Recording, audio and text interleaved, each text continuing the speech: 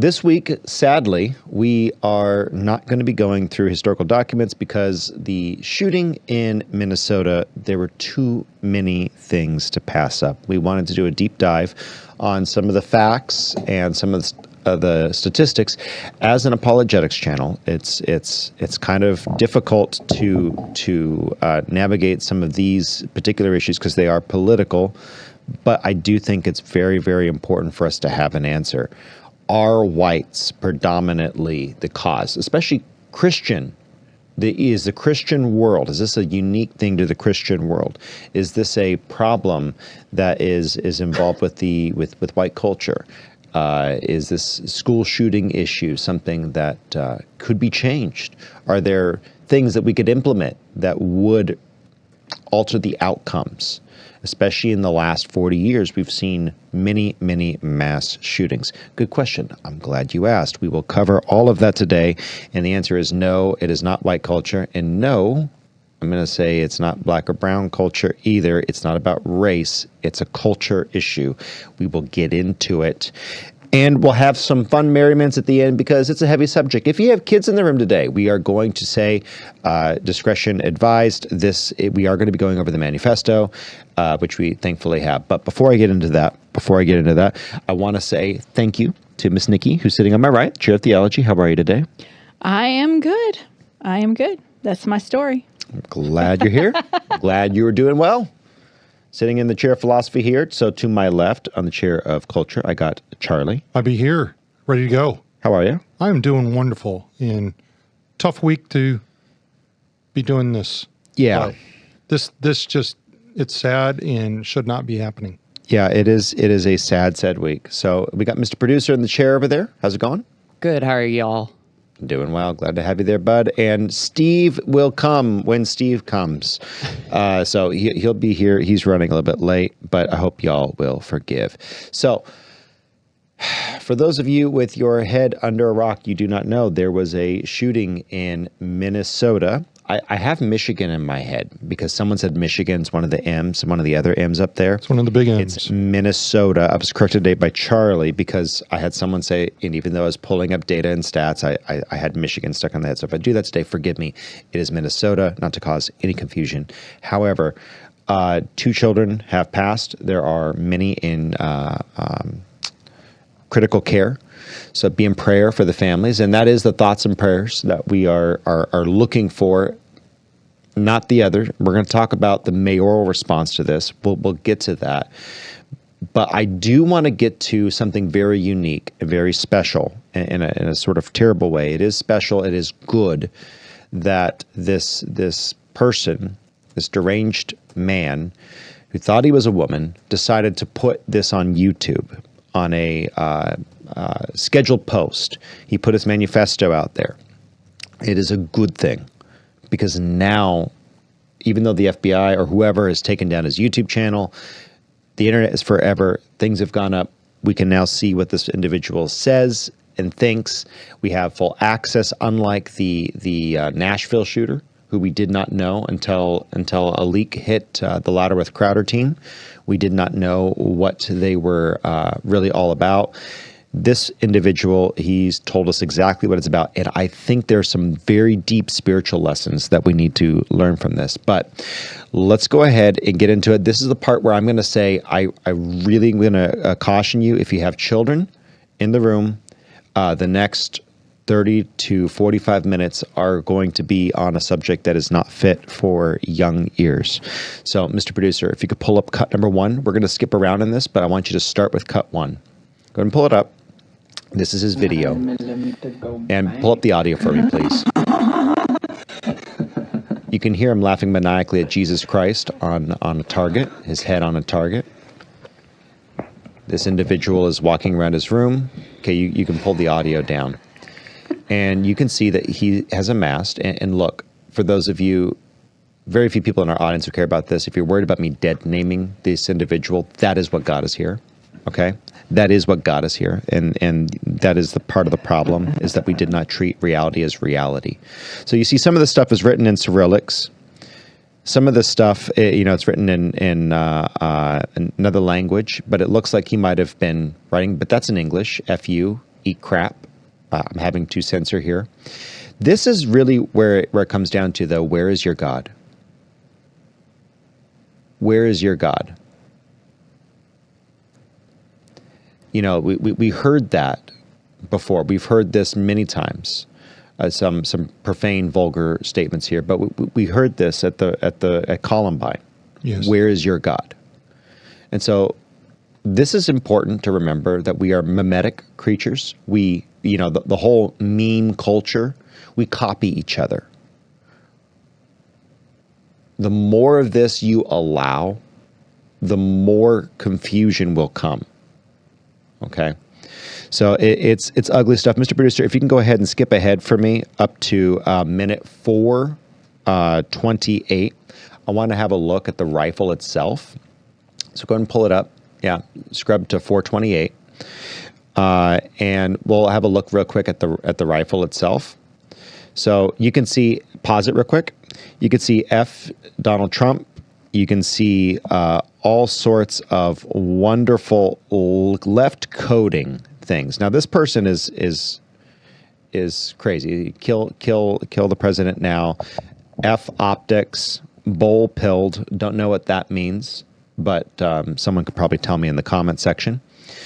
But what you'll see is this is a person who was deeply, deeply disturbed, and they were deeply on the left. If you can go ahead and scrub for me a little bit further, Mr. Producer, to 5:07. 5:07. And you're going to see here, yep, go ahead and play that, yep. So you're going to see on his holster, he has Born to Eat Crap, Forced to Wipe. 6 million was not enough. 6 million Jews was not enough. So before someone says that this is a conservative, you'll hear that Trump was on, the president's name was written on the firearm. Guys, go do your own research. Thankfully, we have access to all of this now. That's what you would have heard if this guy hadn't put it on YouTube. Minute 3:18. If you can scrub us back to minute 3:18. This is probably the most interesting thing that he's written on his equipment here. Pause it there. Take this, all of you, and eat. Scrub back a little bit. Scrub back to the receiver, please. Take this, all of you, and eat. What does that sound like to you? The words of Jesus Christ at the Lord's Supper. Mm-hmm. And it's written on a shotgun. It's written on a shotgun. So it's the demonic opposite to the Lord's Supper is really what it is. Our Lord and Savior brings life. Okay? Yep. The bread of life, we are to eat his body, mm-hmm, and drink his blood and become as he is. This is where I don't like to see demons under every corner, but as we go through this, I want our listeners to come away from this with, this is the most clear instance we know, because we have all this insight, this individual struggled with demonic oppression, mm-hmm, most likely possession.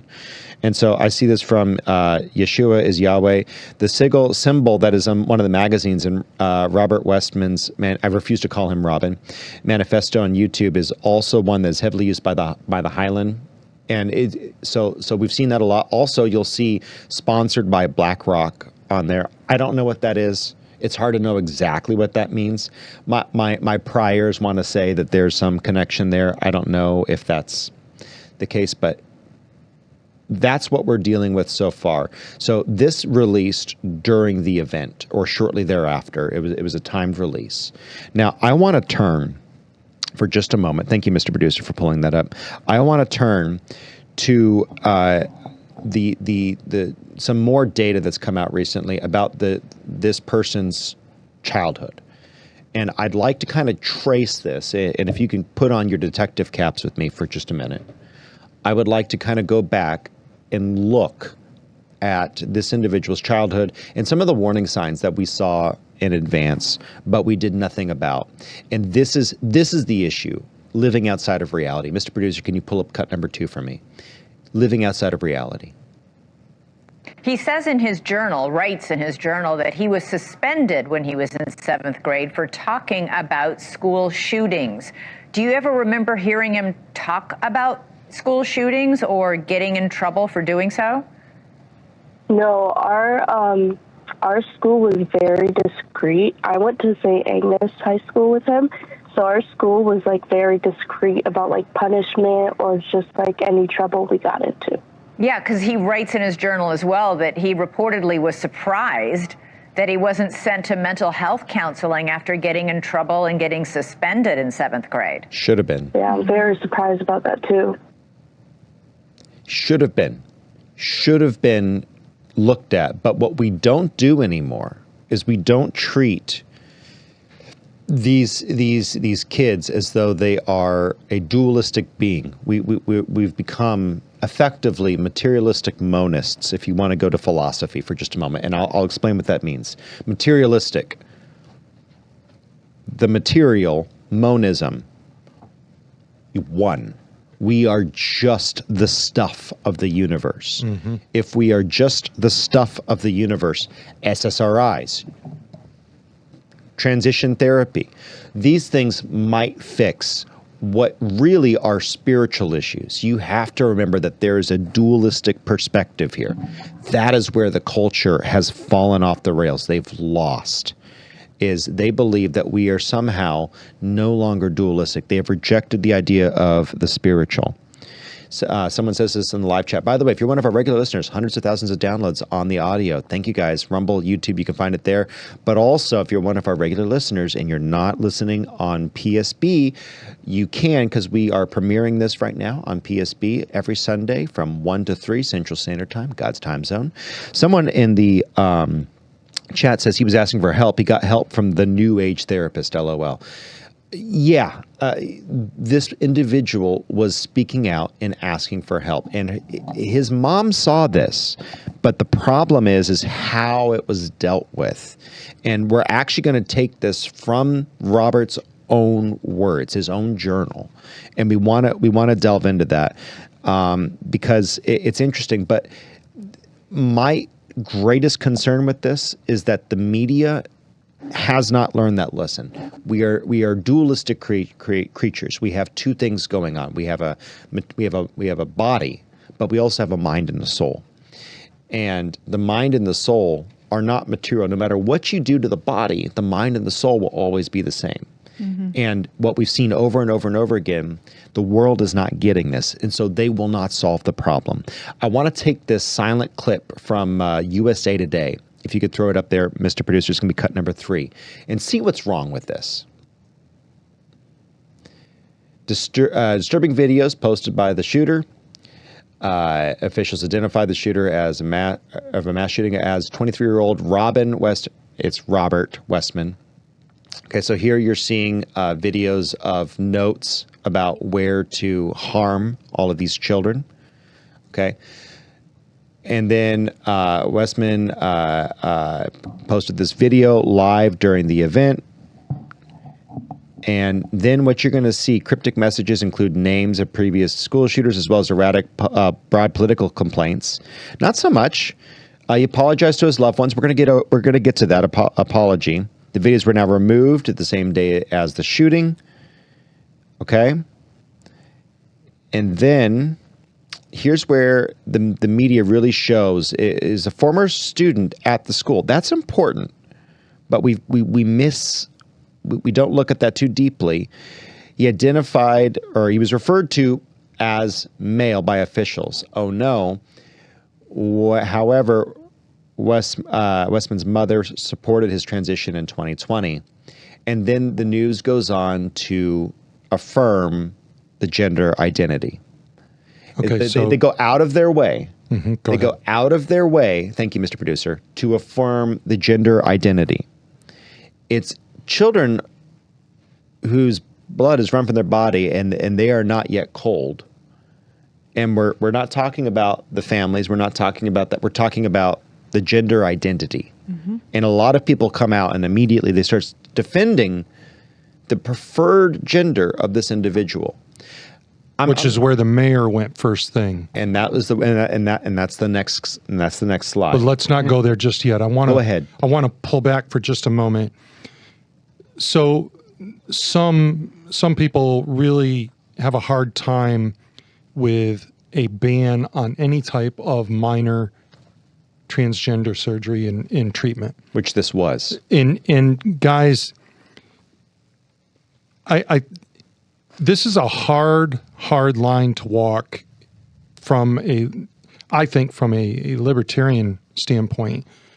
But I have to say that when it comes to something like this, if you do lean libertarian, I've got to believe there is some place, some age, some moment at which you become responsible for your own thoughts and actions. Mm-hmm. Now, with that said, children do not possess that typically until their later teens.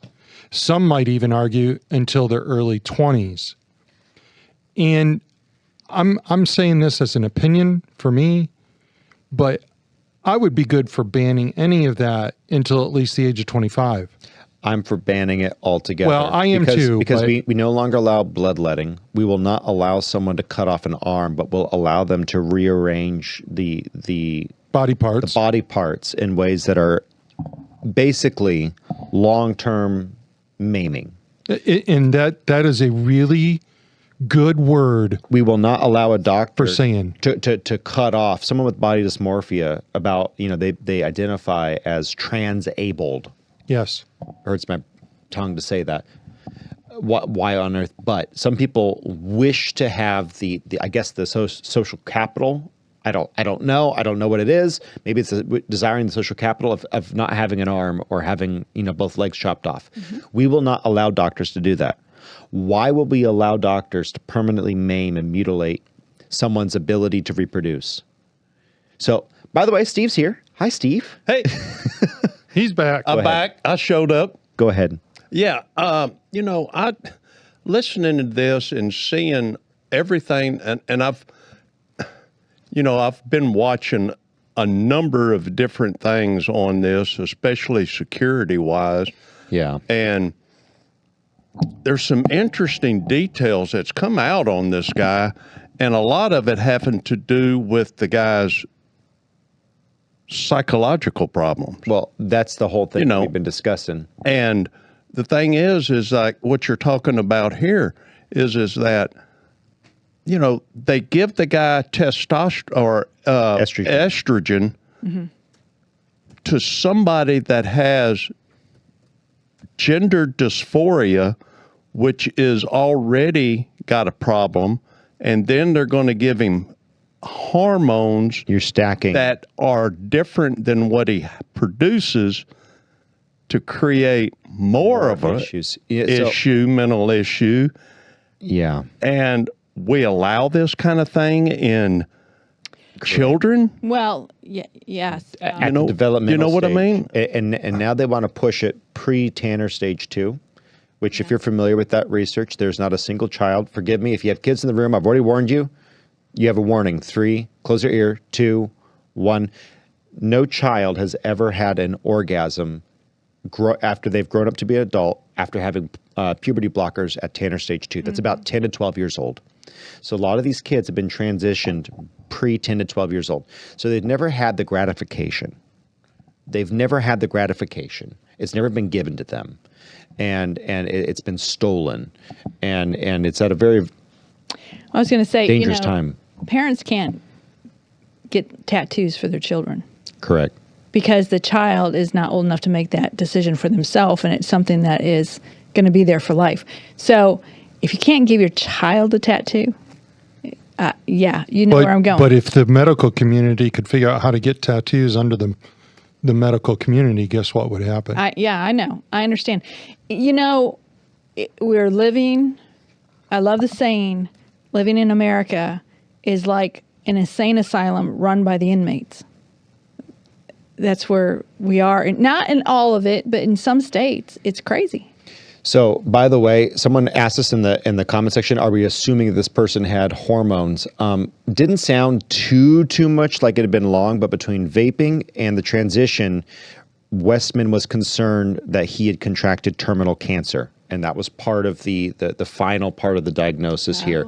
So, and we're going to get to that. So just hang in, strap your butts in, because we got a lot of stuff to cover. Spend a little bit of time trying to get what I could open source here in process from MAGA Magic. Do we know if he had hormones, or are we just assuming? My understanding is that between the vape pen that he blames his mother for letting him do, with all of the drugs in it, and part of the transition, that was a concern. Terminal cancer was a concern. So we will get further along. But before we do, I want to go to, like you said, the mayoral response sucked. And let's go ahead and pull up that cut, Mr. Producer. It's going to be cut number 4. There are no words that can capture the horror and the evil of this unspeakable act. Children are dead. There are families that have a deceased child. You cannot put into words the gravity, the tragedy, or the absolute pain of this situation. We are a Minneapolis family. But to everybody out there, do not think of these as just somebody else's kids. Those families are suffering immense pain right now. Think of this as if it were your own. Every one of us needs to be wrapping our arms around these families, giving them that we can muster. These were Minneapolis families. These were American families. The amount of pain that they are suffering right now is extraordinary. And don't just say this is about thoughts and prayers right now. These kids were literally praying. Pause it. It was the first week of school. Yeah. I'm glad you said it, because I was going to. I don't need anything more from him. He just said, remember what was written on that magazine? Where is your God? That's what the mayor just said. Where is your God? These children were praying to him. Where is your God? That's what he just said. Can I give a response? Please do. He has been in the same place that he always has been. That is not the right question. The right question is, where are you?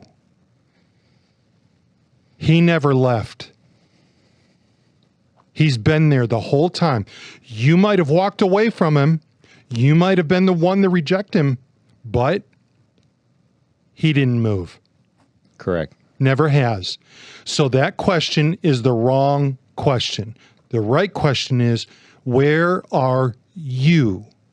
If you want to ask, where are we as a society? Great, we can ask that question. But the question you cannot ask is, where is God? He is the same yesterday, today, and forevermore. He hasn't moved. He doesn't need to. Still on the throne, and he will remain there. Correct. Where's God? Right where we left him, out of the schools. You want to know? You want a spoiler? I'll spoil a little bit of this podcast for you. It's not Christian white people that are doing this, and I'm gonna show you. We're gonna go to the stats, dear Trey Gowdy, and we're gonna explain that in just a little bit. But if you've been listening to the news, you've heard Trey Gowdy come out and say that this is whites doing this. We're going to deal with that. We're going to deal with that with facts. But God is where you left him. Out. And now you want to cry about it. These kids did not deserve it. These families did not deserve it. But as a society, we have left God. The rain falls on the just and the wicked. This is true.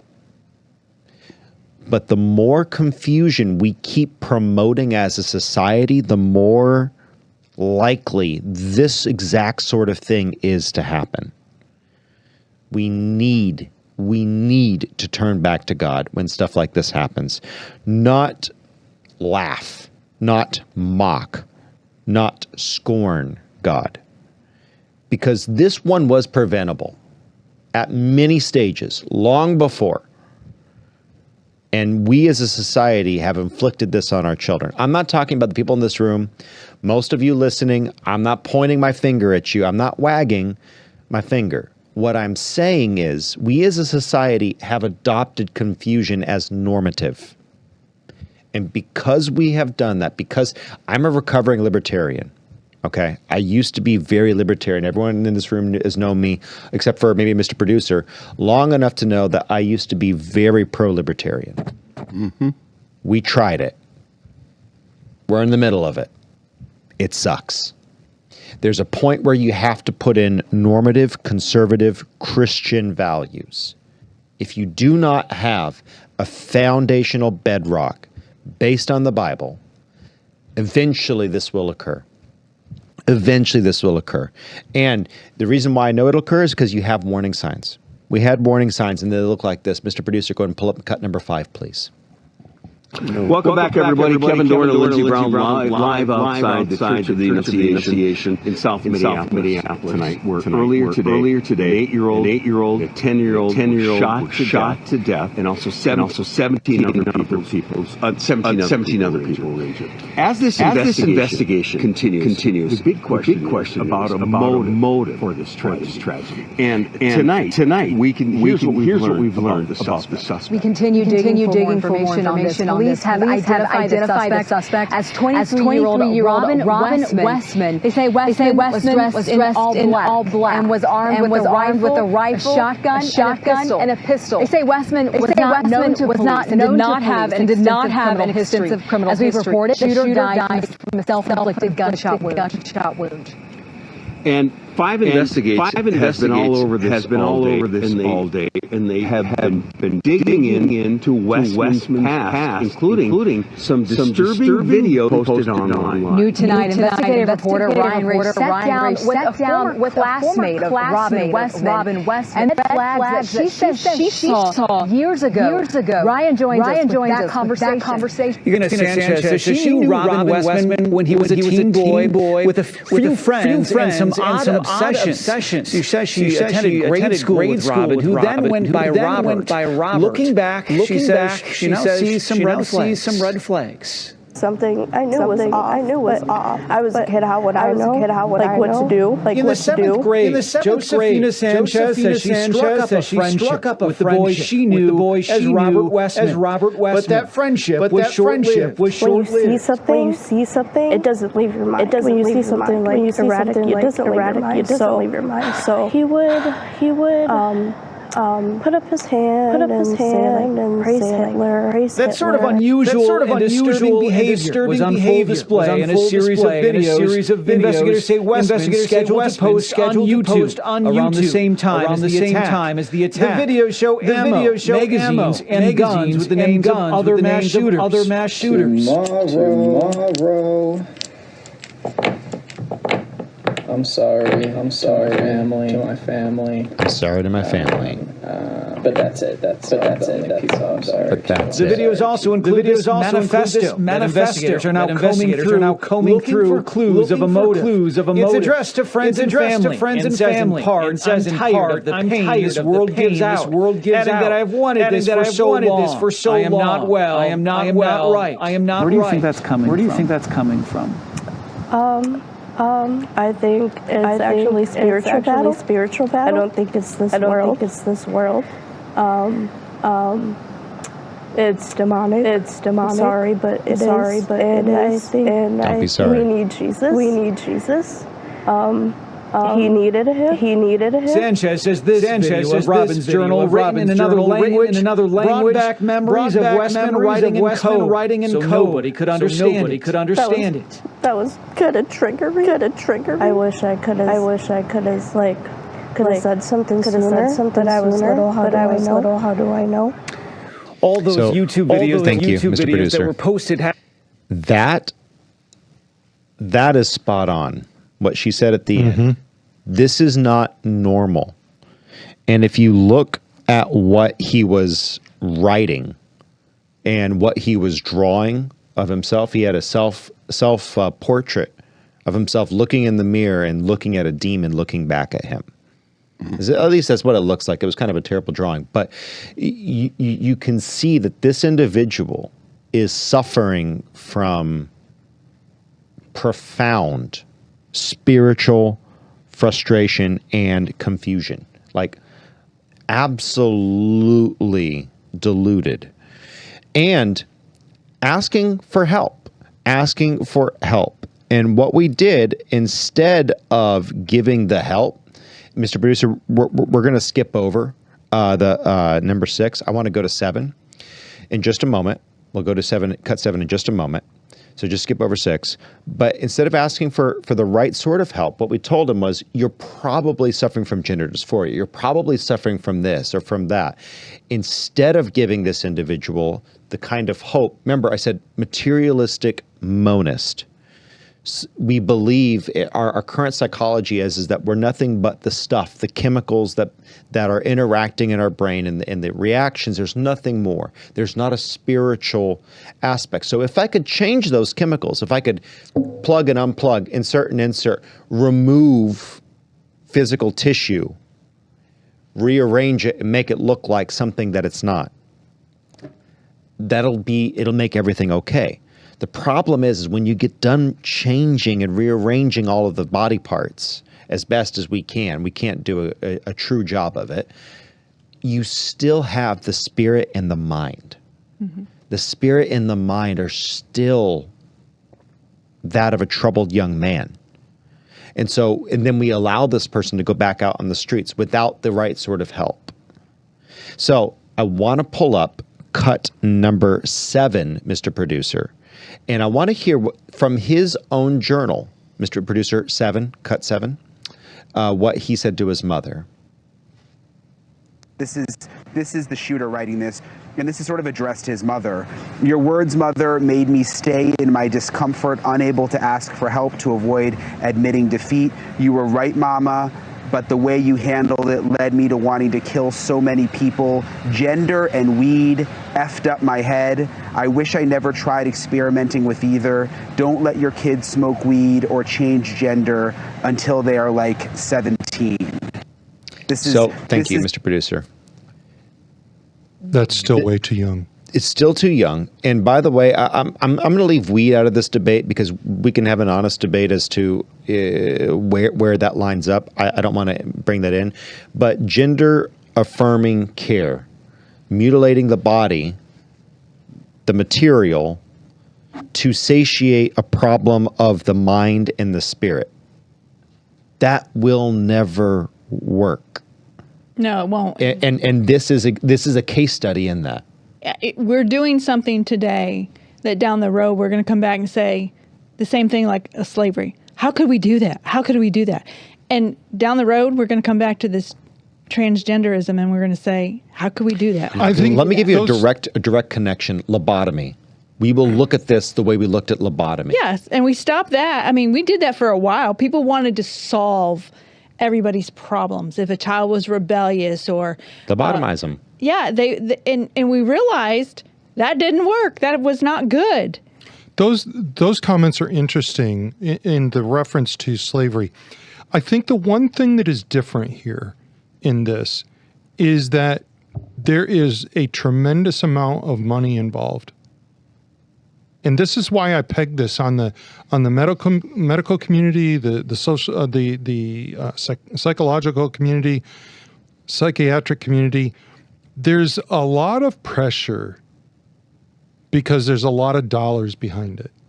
And John Arthur, I don't know do you know what the number of dollars are involved in just one transgender? So the estimated cost for a female to male transition, if I remember this correctly, someone can fact check me in the live chat if you know better. If you know this. If you know better, it's about $1.2 to $2 million over the course of their life between, I believe I'm remembering the female to male transition with the phalloplasty, again, sorry, this show's a little bit rougher for kids, but the phalloplasty and the hormone procedures, between the surgery, it's $300,000 to $600,000, somewhere in there, depending on where you get it done, who's doing it, and then the years of hormone replacement therapy that are projected. I believe it's a 60-year lifespan, because most female to male transitions, that's in scare quotes for those of you on audio, transitions, butcheries, most of those, they don't live long.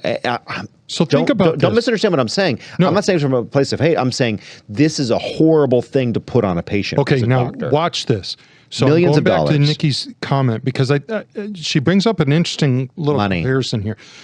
If all I need, if I've got $1 million that I'm expected, I'm just going to round figures. If I've got $1 million for one, all I need is $1,000 or 1,000 people, and I'm at 1 billion. If I get 10,000, now we're getting into multiple billion. Correct. And who's going to pass that up, especially in the healthcare community? We won't even do it for cancer. Do you think we're going to back away from something like this? Correct. It's too enticing. It's too lucrative. And so Powder Girl said this: there is no right age to change what God created. Amen. I agree with that. But right there, you have the fundamental difference between what we think and what the world is thinking right now. That is the fundamental shift that needs to occur. And we as Christians, I'm repenting of my libertarianism. I'm serious. Wrong. There comes a time where you need to say, no, because God said so. Why did God say so? He had good reasons for saying so. He was the author of the instruction manual, is the author of the instruction manual intolerant for saying, don't stick your fingers in the blender? Do not use while in the bathtub? Is that intolerant? Or is it saying, you're going to lose a finger? You are going to lose your life. This is not good. Normative should be what is good. But what we've done is we've allowed that to be co-opted from us. And they've changed the normative into this trans thing that is an abomination before God. And it harms the people who, they are prisoners of a lie. I don't like what they do. I don't like the parades. I don't like the shaking of your nasty, filthy body that's naked in front of 4-year-olds on San Francisco streets during your pride parades, guys. Hello? I don't like that. But I also need to remember, we need to remember that these people are held captive by lies. Yes, part of it is self-inflicted. It is a Stockholm syndrome to sin. But we also need to remember that this is a spiritual war. The only way we win a spiritual war is not through just politics. Mm-hmm. It's through transformational change in ourselves, in the way we think, in the way we act in our culture, and then the politics gets changed. But if we don't start to change, and we need to start to think more aggressively about politics too. If we really believe what we say we believe, there's a lot of politicians who would vote to say, absolutely no transgender treatment, especially not for minors, but not at all. I'm tired of living in this America where we say you can do anything. That's not the conservative line. That's not conservatism. We've allowed the libertarian ideas to kind of seep in. It's not. This is not good behavior because we are a community. We all affect each other.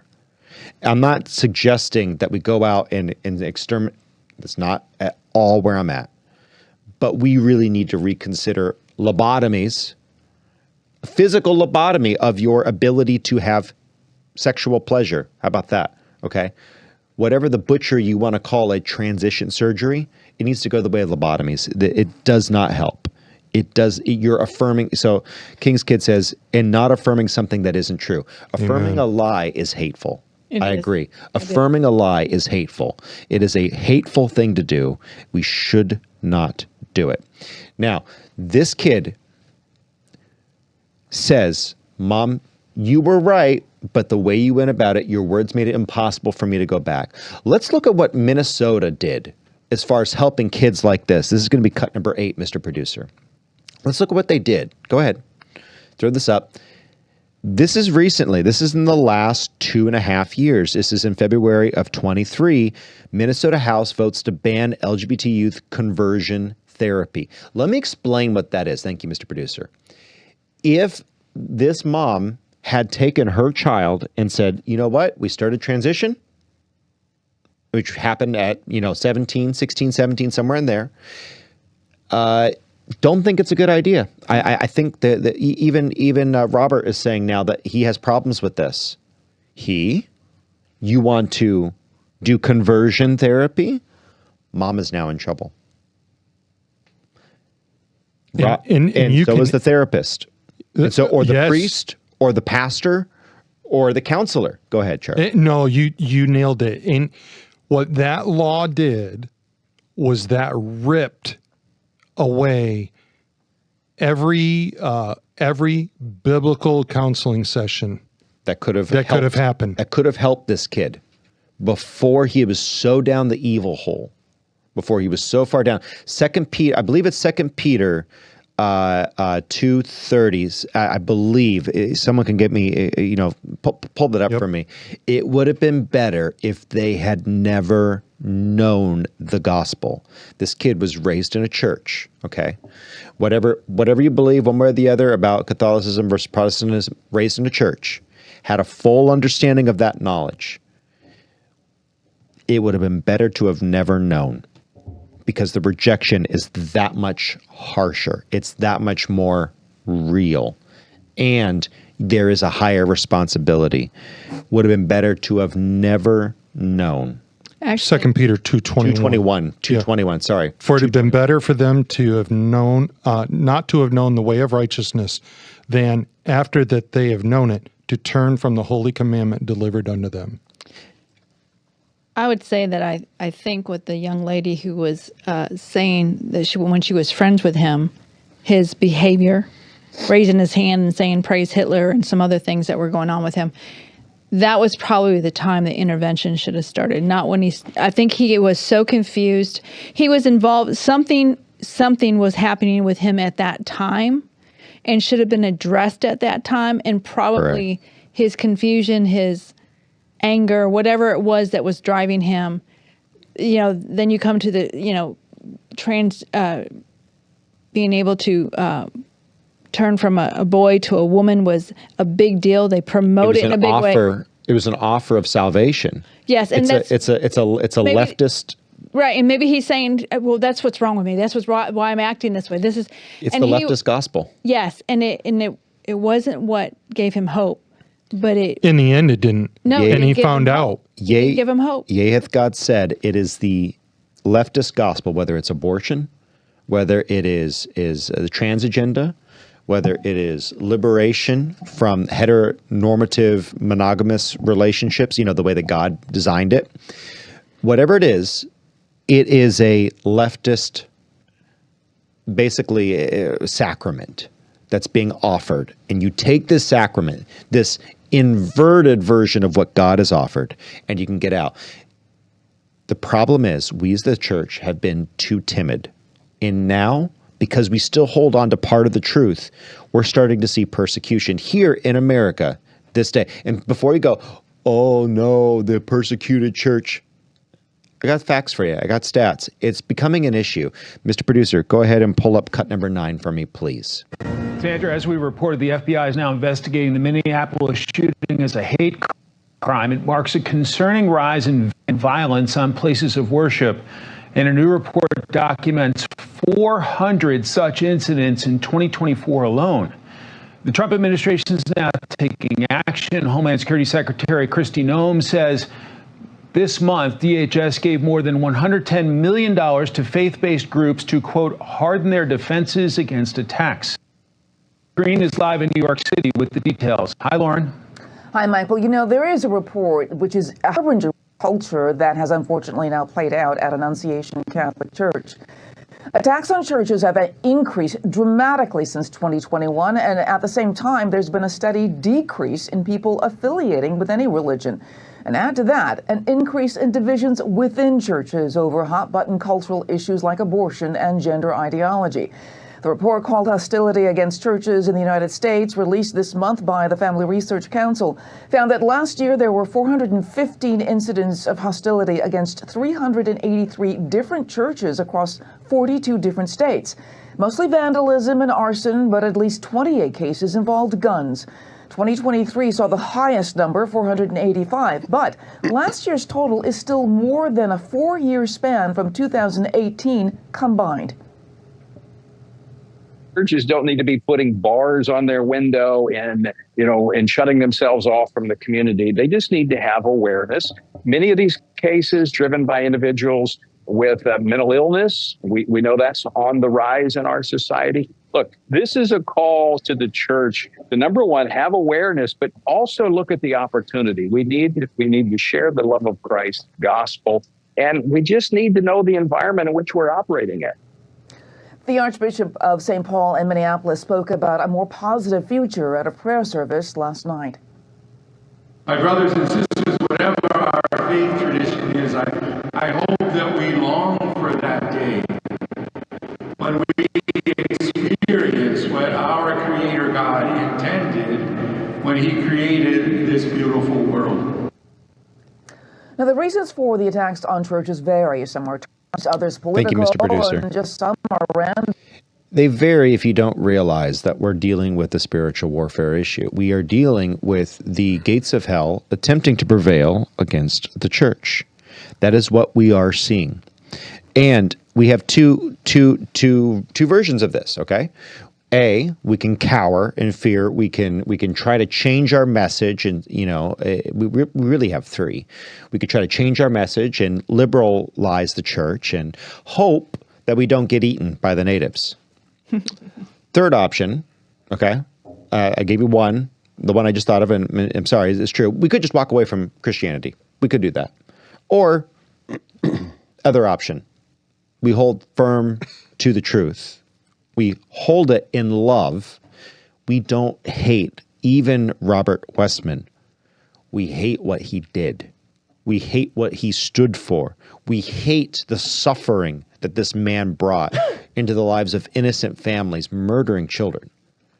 We hate that. We desire salvation for all.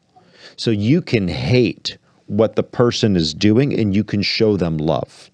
Actually, and that's I think it's a lost it is. I actually, aspect. What he did was awful, wrong, and evil. But I'm really heartbroken that somebody didn't reach out to him at the time to bring him down a different road, a different perspective. That really breaks my heart as a mother. And I'm going to not make any judgment against his own family.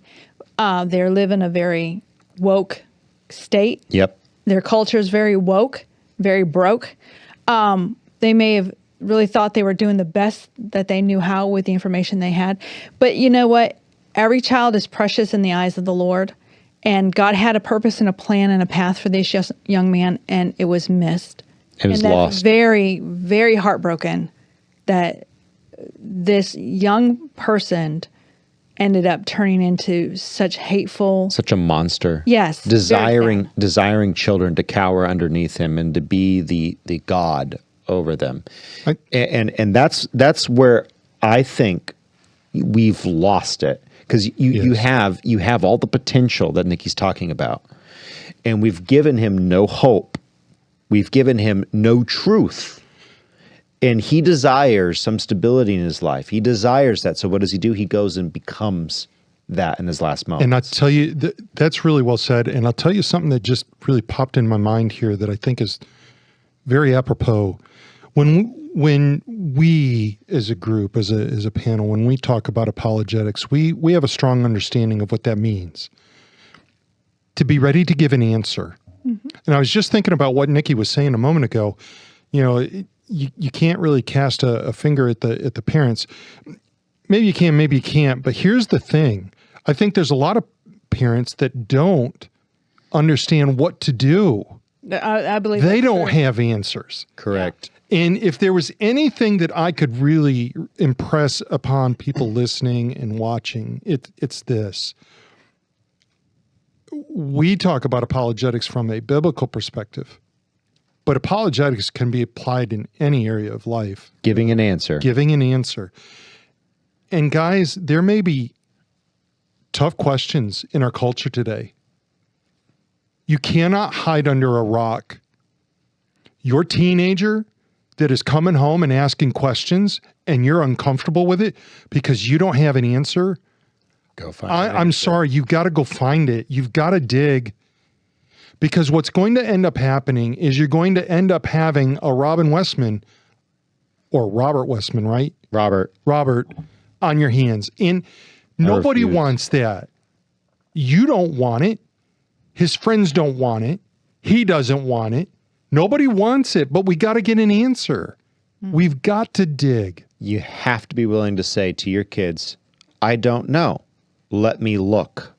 Let's look discover together. this together. Amen. Yeah. Let's discover this together. You need to be able to. And you got to be willing to say, this is not going to happen in this home because this home is this type of home, and we do this in this home.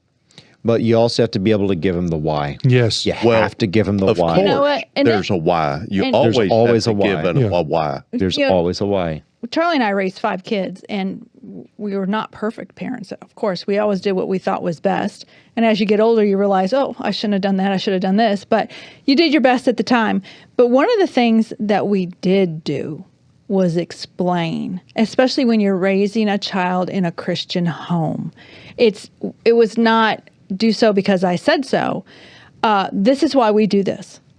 This is why we do this. And somebody else Give may them not the do reason. it. Is their business, but this is why we do it. AZ Patriot just nailed it. It looks like he was looking for direction from his parents and found none. Yeah. I agree. Yeah. Kids want boundaries. Does it even mention or talk about his father? Yes. Just in brief, though. So his father was not the one that signed the transition papers. It was his mother. So what that tells me, his mother was a volunteer at the church. I don't see the father heavily in his life. In anything that I've researched, I see mom, mom, mom, mom, mom. Men, I'm not blaming his dad. I don't know. And I don't wish to blame anyone. That's not where I'm at right now. That's not where I wish to be at any point. But men, be the fathers to your boys as a role model. Be the fathers to your daughters as a role model of who your daughter should look for. Be present. Mothers, don't give your kid everything they want. Amen. Don't give your kid everything that they want. The kid wants boundaries. Mm-hmm. Everyone wants boundaries. Everyone in this room has set up boundaries with each other. We've known each other for many, many, many years. We've all set up boundaries. We didn't have a discussion and draw up lines and there wasn't a murder board with pins. But everyone who loves each other and actually works together on any real basis, Mr. Producer and I, we talk about this all the time. Boundaries. Kids want to know where they stand. They want to know, is this right? Am I in the right? Do I have freedom to act here? When you deprive your kid by not putting that out there, it is a disservice. It is such a disservice. So moving on, bad takes on this. Trey Gowdy, one of my long time heroes, you like him, that I used to love, and this is all the way back in 2014 when he was questioning Hillary Clinton on the Benghazi issue. I was like, oh man, that guy's a tiger. Man, that guy's doing a good job. No prosecutions, no anything. He says all this great stuff. He does all of this, then he just absolutely limp wrists. The dude could stand a little bit more testosterone. I mean, he could be a little bit more Trumpy, a little bit more like Cruz, a little bit more like Ruby, anyone else. This is his response to this on a Fox News interview. This is his response to the shooting, is to immediately go to this standard. And I'm going to tell you why I think this is so bad. This is cut number 10, Mr. Producer. It's always a young white male, almost always. Excuse me? Did anyone this morning think, I wonder if that was a female? Did any of y'all think that? I mean, there's been one school shooting involving a female. One. Tennis. Okay. By the rules and definitions that I've been reliably told by the news media, this was a female. If you want to play by those rules. But no, I agree. Aggression is typically male. Okay. Women do things when they are going to do something evil. They do it differently than men. Men are physical. Women are emotional. Okay. Across the board, men are usually physical. Women are usually emotional. That's true. I'll give it to you. And I'll do one better than you. I'm actually going to dig into the stats because no, disproportionately, it is not white males. And the reason why I have an issue with this is not just because I'm a white male. Okay, I do take an issue with being maligned here, but it's usually wrapped up with the Marxist class and race warfare that they're using specifically to take down the Judeo-Christian West. That's usually why it's wrapped up and bundled. It's a prong on the multi-pointed spear aimed at Christian orthodoxy in the Christian world. That's why I have an issue. So let's go ahead and actually look at some stats, not some unhinged histrionics from a former senator who's trying to sell a book on Fox. Congressman, thank you. That's right. Who's trying to sell a book on Fox. Let's go ahead and go to cut 11, because let's actually look at what we're talking about here. Yeah, cut 11, go ahead. So this right here are some of the stats. You're going to see percent of, this is from this crimepreventionresearchcenter.org. Great stuff from John Lott. Percentage of mass shootings by trans individuals from 2018 to 2023, 5.4% of the shootings are from trans individuals. Looking at, if you're comparing, that is vastly disproportionate on the graph on the right. Assuming 0.73%, you're looking at of individuals in the United States are trans. That is a vast, disproportionate amount of shootings that are being carried out by trans people. That's 80+%. 80+%. Okay. By comparison, when you're comparing, it's a per capita issue. Thank you, Mr. Producer. So I'm not saying that they're all being carried out, but that's not what we're saying. There's a lot of charts going out there around that are a little bit misleading. There's not enough data. This is a per capita issue. It's one of those lies, damn lies, and statistics. These can be used incorrectly, okay? We're not doing that here. We're not saying that it's mostly trans shooters. We're saying that there's a disproportionate, a very large, it's 7% chance that they're going to be, 5.4% chance that you're going to look and you're going to find it be trans, with 0.73% of them actually being trans. That is astronomically higher than whites. Let's go to the gun myth. This is number 12, Mr. Producer. The gun myth, type of gun. If we would just ban AR-15s, this wouldn't happen. Well, 51.9% of mass casualty events are a handgun only. It's only 17% that use a rifle, and it's a vastly lower amount that are the AR-15. It is actually a cornucopia of rifles. But of course, they wish to take away your rights, not actually deal with the problem. Handguns would be the biggest thing to remove. But, you know, that's what they're going to say. And they're going to go after the AR-15. Next one, Mr. Producer. Now I'm going to finally get to, I promised I'd get to it, the stats on race. Share of mass public shooters from 98 to 21, 58%, 64% of the population. Guys, Mr. Producer, pause for just a second. Just quick insight on statistics. Real quick, if you have a predominantly white America and you have a endemic problem in the culture, you should see mostly white people doing it. But instead what we see is actually disproportionately less white people doing it. Go ahead and put 13 back up, Mr. Producer, because you see 14.8% of the shootings are from black people, from 12.8. Okay. Asian, almost double the population are involved in the mass shootings. Okay. 7.4%, only 4.8% of the population. Okay. Middle Eastern, 7.4% with a 0.4%. Okay. That's 0.004 multiplier of the population are committing 7% of the mass shootings.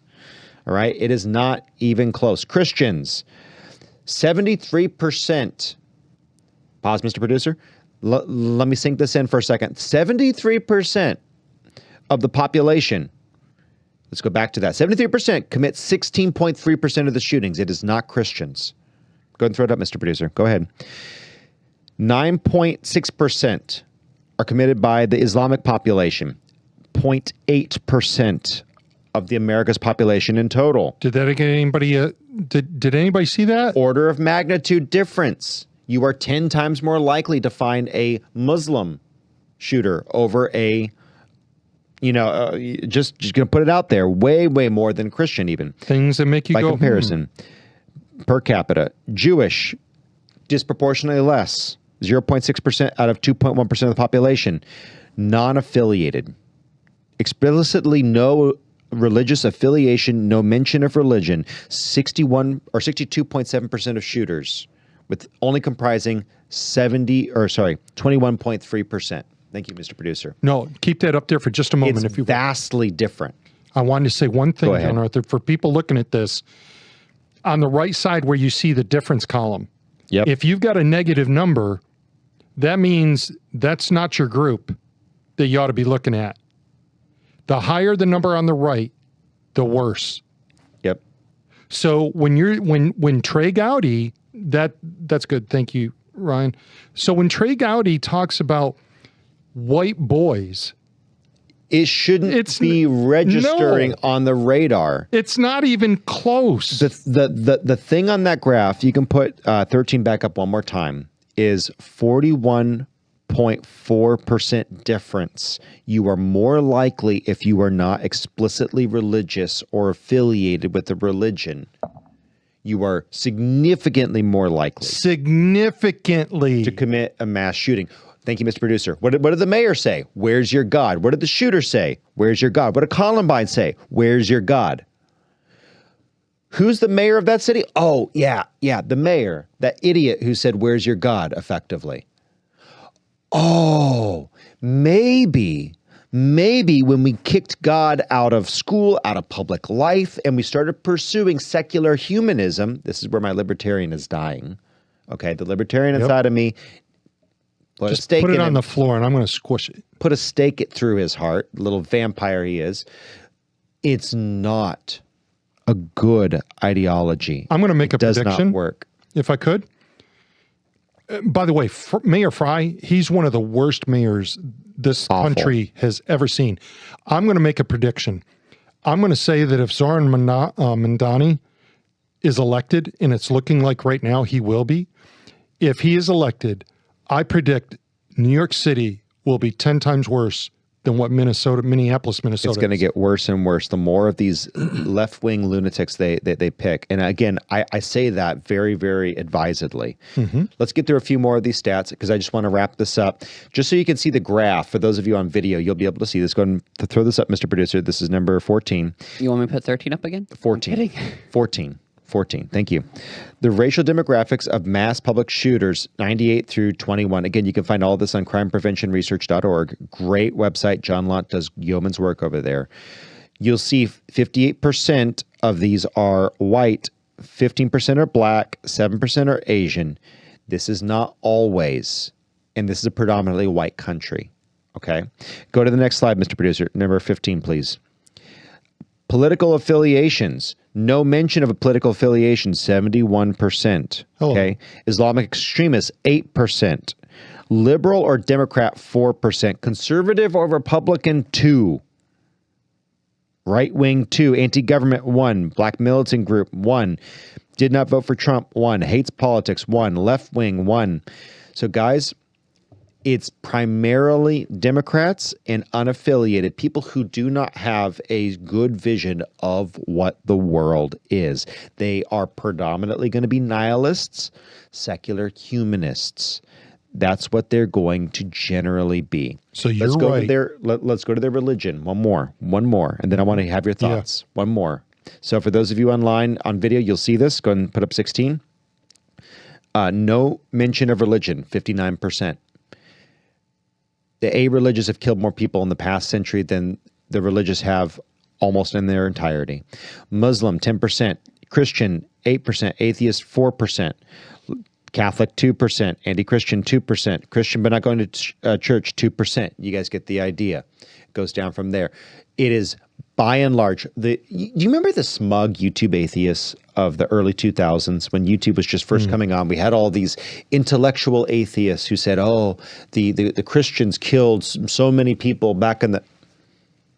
You atheists, you secular humanists specifically, have killed more people since Lenin through the current era than Christians have in any of the holy wars put together. And by the way, most of the holy wars I can give them a pass on, because if you really look at the holy wars, most of them weren't really that bad. They were more or less justified. There's bloodlust. There's bad things that happen, but that happened with all the armies at the time. Don't condone that. But in general, the war was justified in most of those cases. Just going to say, we've been at war also with Islam for 1,400 years in the West. That's another reason why they come up for the holy wars, but I'm not going to defend the holy wars today. That's a whole other subject. But the a-religious are a bigger issue when it comes to mass shootings than the religious. Do not let Trey Gowdy say, oh, it's mostly a white person thing. Don't let the liberal left, whom he's kind of parroting on some level, don't let the liberal left come out and say it's the Christian right-wing extremists. It's white nationalists. Guys, not white nationalists. It's not conservatives. It's not white men. It's people. It's not black people. Before you start to write that down in the comments. No, it is culture of godlessness. And that's where I was going. So you're right. This is not a racist issue, a race issue. This is a cultural issue. Yes. And there is unequivocally total support for that opinion. It is godlessness. And the statistics are showing us. And why does it affect? Why do 13% of the population, why are they responsible for 50% of the murders? Some people are going to say, oh no, you're going to make the racist point about blacks. Not blacks. Kids who are raised in the inner city with no hope, and they're raised with a godless, God-forsaken ideology, and they are told that this is all you will ever have. It doesn't matter if you're white. It doesn't matter if you're black. If you were raised that way, if you're raised by the public school system to believe that nothing really matters and you don't have, and everyone around you doesn't have infinite value, that is going to happen. I think Kinsley Wren here, Kinsley Wren 777, she's got it right. So many young men have given up on life. They see no future. They play video games, have little motivation to change. They are nihilistic. Folks, let me tell you, that's a strong word right there. And one of the best things that you could do is you could limit or eliminate your kids' social media. It would be a fantastic thing because frankly, it is toxic. And young men have been told over and over again, you are the cause of all evil. You are bad. You need to be squished on. And it's worse. Look, I'm a 6'2", 6'3" dude. Guys who are shorter, it's even worse for them. Yes. Because they are told that they have no chance at dating. It's not true. There are good women out there. And you're told that there's no hope for you, that there's no hope for happiness. You don't deserve happiness if you're a young man. And then we wonder, and it all comes from feminism. It all comes from Marxism. Yeah, I was just going to go there.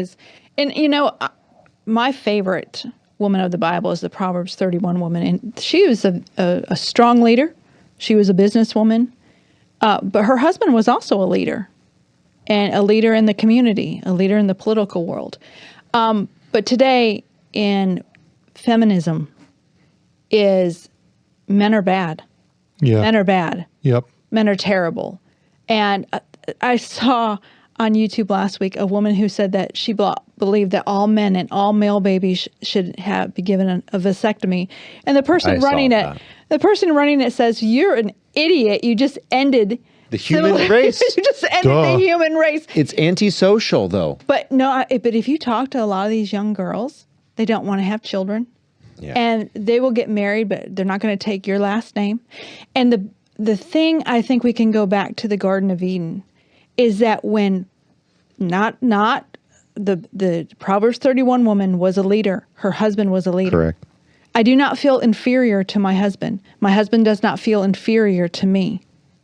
But when you have women who are rising up with that negative, vile attitude toward the men in men's race, then I think men have a tendency to back away and to lose their, I don't want to say this in an ugly way, I cannot stand to see a man who does not have masculinity about him. I can't stand it. I cannot stand it. Did you get that? Yeah. Yeah. No. And look, I can't stand a bull-ringed, woman who Absolutely. is going to say, to quote Ava Max, the wonderful philosophical powerhouse of this age, if I had a sword, it'd be bigger than yours. I can't let this moment go. They put that stuff out. It's anti-God. It's anti-social. It's anti-societal. In just a quick word, I'm hoping that Jen Psaki will be listening, and maybe Mayor Fry. Listen, I get where your comments were going with regards to the thoughts and prayers thing. Shame on you. Shame on you. The very one that we should be turning to is the one that you guys are saying that we should be turning away from. This is why your party is going absolutely nowhere, because they see just what's been said in our comments. There is no hope in that kind of stuff. Yep. None. So the next person that says, beg the thoughts and prayers, no, how about you and I hit our knees right now and go ahead and put some prayers out. That's what we should be doing. But the thing is, it doesn't make sense to them because it does not. They are materialistic monists. Yes. So we need to start acting like dualists. We need to start acting like we believe that there is a heaven and a hell, a demonic realm, an angelic realm.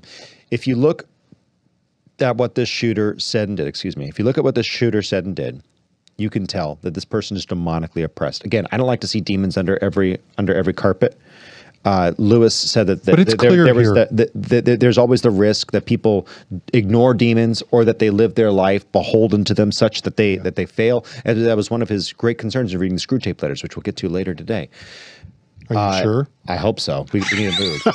But what I will say is this one is clearly demonically possessed, and we need to start moving towards that reality where we are clear that we believe what we believe. Amen. We need to live like that. So with that said, let's go ahead and have a little bit of a lighter into the show. Let's lighten it up. We'll get to the Screwtape Letters. We'll get to Nikki Knows Facts. Nikki has some great stuff. But before we do, we've got some Steve shenanigans. Mr. Producer, go ahead and throw it up there.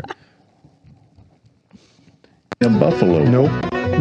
Stay out of my garbage can. I'll keep it to myself. All right. So, Steve, what you got for us today? I'm a little bit worried. Well, that's good, because I'm worried too. I should be afraid. Okay. What are you doing, Steve? Well, first off, what I want you to do here, Captain, is just... I'm going to listen. Listen. Yeah. Okay. Everybody listen. So let's preface this. If you have not been watching this for a while, you will not know that Steve isn't as a woodsman. He does have actually very excellent woodcraft as someone who is trained and worked with rangers and with a few other people. He was a former caveman at one point. I've known quite a few people. And I've worked with quite a few people who have some very good woodcraft. I've worked with rangers, with people who are trackers. I've done a lot of that sort of work. And I happen to have a lot of respect for Steve, having worked with a number of different people and then also been out in the field with Steve. So he is a woodsman. And so he's going to do something interesting I've never seen him do. Yes. First off, what we're going to do is see if you can name these animals. Ooh. Okay. Yes. So you're going to make a noise? I'm going to, in a manner of speaking, yes. It's going to be noises. Okay. Brace yourself. And what we're going to do, Captain, is you keep it on me, and then we'll give them a little bit of time to try to figure it out. And we're running blind, Ryan. So go. I'll do this, right here. And go ahead, Captain, and then you'll show the cut. The cut. So all righty. Have your mouse there. Yeah. Ready to roll. Get yourself ready. The first one is this. Now, I'm going to preface this with a little bit of a hoedown on it.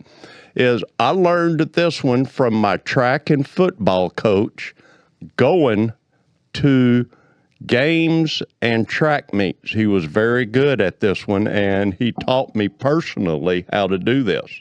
Okay? Now, you got to watch close. Watch very close. So we're watching.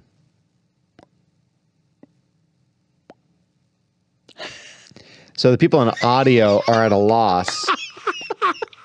Okay. Now, if you're listening on audio, it's hard to see. I think I know. Video. What do you think it is? I think it's a goldfish. You think it's a goldfish? What do you think it is, Nikki? I think it's a confused woman. Tell us. Ryan, what do you think it is, Mr. Producer? I have a cheat sheet. You have a cheat sheet, so okay. You can't. So I helped him prepare these, so I think I know which one this is. I think it's some sort of fish. Go ahead. Go ahead. Noiseless duck says your grooviness. It is a guppy. A guppy. Thank you. I was pretty close. Okay, Steve. That was the most. Now, that's how you do a guppy. That was the most. If anybody ever wants to show you how to do a guppy, that's how it. you do Now, a guppy. you've got some real ones for us. And I got some real ones coming up here. Okay. Now, Okay. Number 2. I feel like we should put that one on the I end. got to get this one here. Let's go. Number 2. He's digging out his calls. Who's digging out the call? I want to hear this. Yeah, do it. Yes. Okay. Ready here. Here we go. I gotta get this one here. Oh. Owl? Oh. Oh. Okay. Okay. What are we going with? What do you guys think? Charlie? I'm going owl, although it might be mourning dove. I'm going to say whippoorwill. Ooh, that's a good one. I don't know, but I believe it's a bird. That's all I know. Producer. What do you got? Oh, a dove. It is. It is a dove. So Okay. living on the farm, You were Steve, right. we used to hear that quite often in the summer.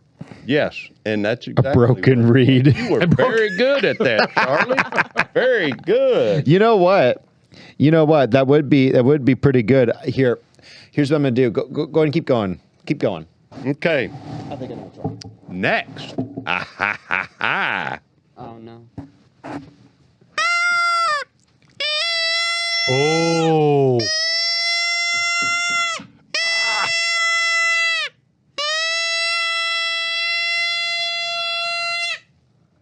All right. What is that? What is that? What is that? Oh, I know the answer to this. I want. Mike It's is not a- picking it up. Okay, let's see here. Oh, hold on. Wait. Try it again.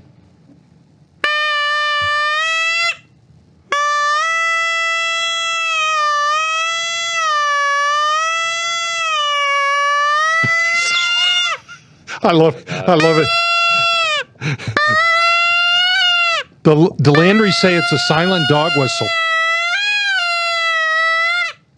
I guess it's not picking it up. It may not pick it up, Steve.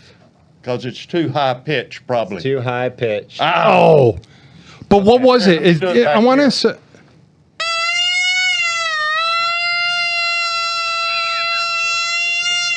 Oh, we got some interesting responses here. Did that come We've out? got a squished frog. We've got turkey hen. That Are they hearing it? I think some people are. Yes. Good. Yeah. I had to get way back from it. Yeah, because I think you're blowing it out. Yeah. Yeah. Okay. Okay. My cat after treats. Oh, that's good. Turduncan. Yep. Almost. That one. Was Okay. it a turkey? It wasn't a turkey. Rabbit. I was going to say rabbit. Oh, The only reason I rabbit. didn't go with rabbit is because the sound was very strong. So but it sounds like a definitely rabbit sounded- cry. yeah. So yes. Back when we used to have coyote issues, we would actually have to do this, and we actually had police and some of the 3-letter agencies on our airport where I grew up, and they had all the automatic fun toys. Yes. And they would play those noises, and then you'd have 5 or 10 coyotes. Yep. Show up. Showing up like crazy. Yeah, buddy. Pink mist, baby. Okay, now I'll tell you. Okay. So, Steve, don't do it close to the thing because Yeah, I'm not. Here, Okay. go for it. All right. Yeah, hold on. I need to point it kind of. Yeah. A little bit. Do it. Oh, that's turkey. I'm going to go with turkey. Yeah. It sounds like a turkey. Yep. What do you That's think, turkey. producer? That's turkey. Are we right? Put it up there. Captain Squirrel. No. Are you serious? No. Yes. Steve, you don't know your animal sounds. Yes. So It's a squirrel. they're having issues with sound, Steve. So this will be on YouTube and Rumble. It won't be a problem. But for the folks on PSB, they're having a hard time hearing it. Mr. Charlie, do you want to give us some animal noises? Oh, I could. No. How about I got this some one? better ones that Moo? are going to come up here. Okay. Going through. That's pretty good. I think your cow is good.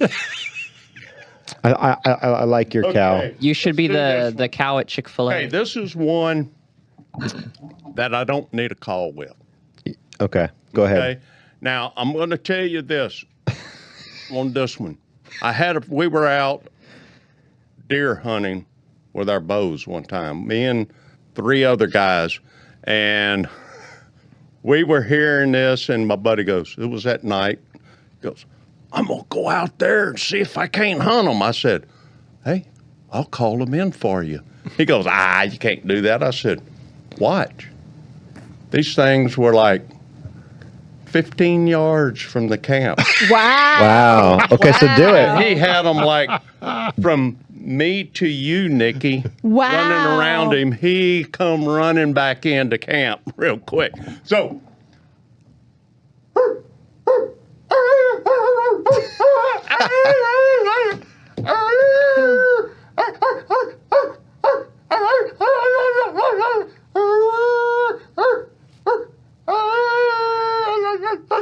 That's a coon dog, isn't it? Almost. Coyote? Yes. I was going coyote. Coyote. Yeah. Coyote. All Yeah. right. Dude. I called them right in. Now, I mean, let me they tell were you. like 10 yards. So from camp. if any of you that are listening or watching, if you ain't nothing but a hound dog, if you've ever been out in the rural areas where there are coyotes and you're out sleeping at night, Yeah. that can be downright scary. Well, because they can scream, they can howl a little bit too. And when they're in a pack, they're actually Yes. a threat. Yes, they are when they're in a pack. Well, thanks for Most telling me that definitely. now, honey, because we were sleeping outside at your mom's house that one time in a tent, and we were listening to the coyotes at night. Oh my Okay, gosh. and this one next is one I used to do a lot of, and when in my younger days, and we used to catch these with our hands, and it's a Cajun thing, sort of. Ooh. So a lot of from the- Cajuns do it, and I don't know about any of y'all here, but it tastes like chicken. Oh my! No! Somebody get the frogs in from the boiling pot. Yum! It sounds like a bullfrog.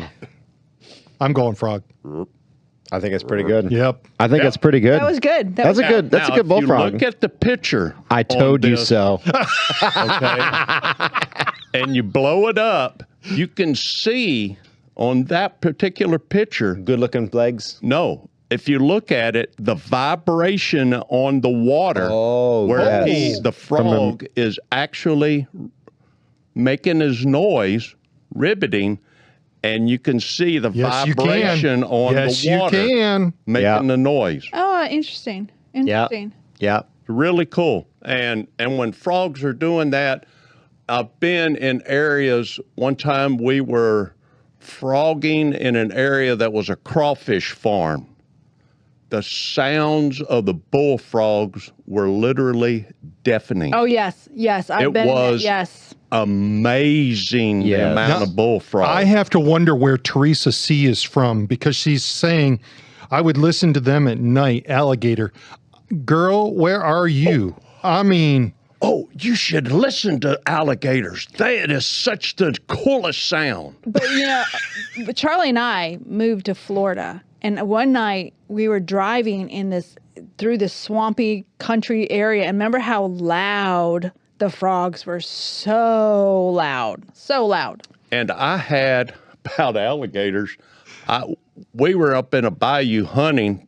We were duck hunting, and my brother and a friend of his went out to check our trot lines, and there were a bunch of baby alligators along the bank. They were about this big. Oh my gosh. They caught one of them, put it in the back of my boat. The next morning, I get up and reach back in the back of my boat, and I was doing something, and I felt something bite me on the finger, and I look, and there's this little alligator. He's attached to my finger. I just sat there and said, little guy, if you're not going to let me go, you're going to become wallet material. That's it. It was the funniest thing, man. We lived in Florida, and when my son Jason was about 8, 9, 10 years old in that area, and every time we went to one of the lakes in Lakeland, Florida, they always had alligators, but he would always find a baby alligator or he'd find a copperhead. I mean, he just loved nature, and he was going off with my sister, who was a few years younger than he was, and I told her, if he finds a baby alligator and he tries to pick that alligator up, I don't care what you do, knock him down, hit him, whatever you have to do, don't let him get the alligator, because they were very prominent in the area. Yes, we called that little alligator the whole weekend. The whole week we were there, we called him Bert. We kept him in my boat and called him Bert. Did you let him go after that? Yeah, we let him go. Yeah, we called him Bert. Have you guys ate frog legs? What's that? Have you guys ate frog legs? I have avoided frog legs. You've avoided frog legs? What? I'm more, I lean towards kosher. Thank you. I think Steve was right. If God said it tastes like chicken, doesn't it? I'll take bacon, but I lean kosher. Better than chicken. Now, I heard a guy from church tell me that he'd go to a restaurant and ask the waitress if she had frog legs, and she would say yes. And he goes, "Would you hop over there and get me some iced tea?" Wow. Now that's pretty funny, actually. Okay. All right, Steve. Next one. Do it away from the mic.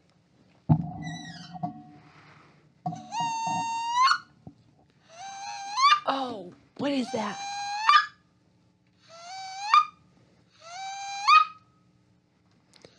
What do y'all think? Can y'all hear it? Oh, can anybody hear that? It's on the edge of my tongue here. YouTube and Rumble will be able to hear it, but still no dice. They can't hear it on the audio. Sorry, you're grooving. On PSP, they have some sort of noise cancellation employed. We have ours off. I'm sorry, guys. What is it, guys? I'm not sure. A what? Wood nut? A wood duck. Wood duck. Oh. This is got to be probably one of the prettiest duck It is. there is. Now, this duck is in the south. Now, some of other pretty ducks are up north, but this is one of the prettiest ducks you will ever see. No doubt about it. Gorgeous. Absolutely beautiful in person. They look great on pictures, but they even look better in person. I mean, absolutely gorgeous birds. Well, Steve, Miss Texas Freedom Road, she thinks you rock. You got some good ones. And for those of you that are listening and you can't hear it, apologies. We will make those kind of adjustments in the future. But hopefully you others had some fun with that. That was good. Yeah, that was fun. That was good. Okay, let's see if this one comes through. Okay. Steve, I don't think it will.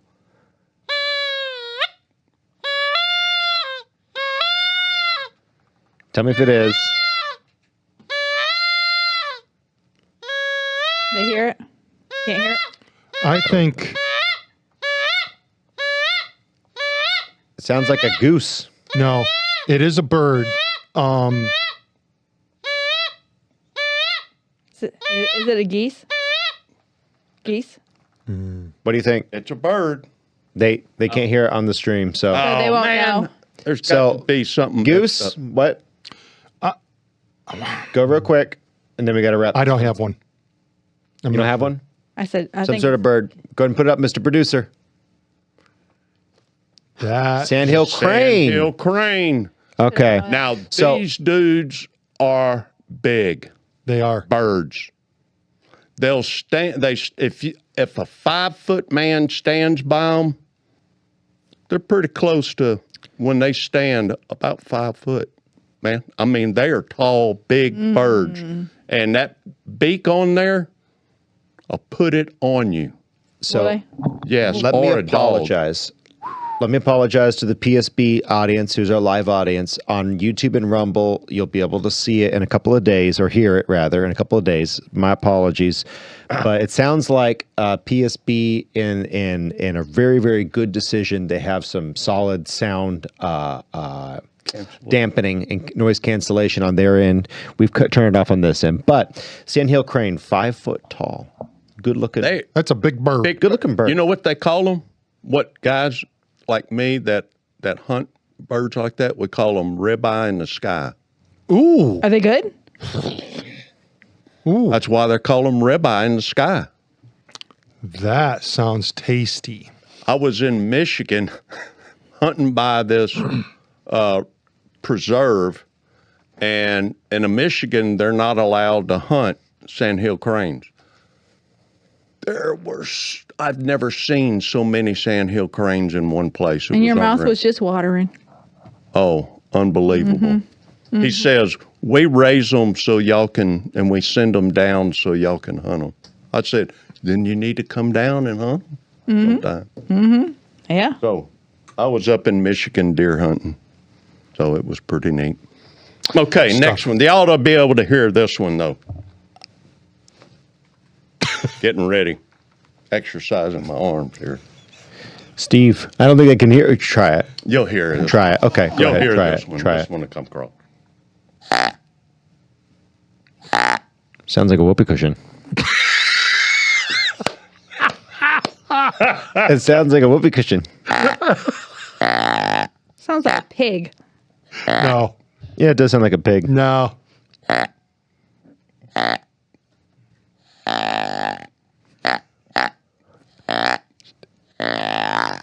This sounds like a pig. Okay, what is it, Steve?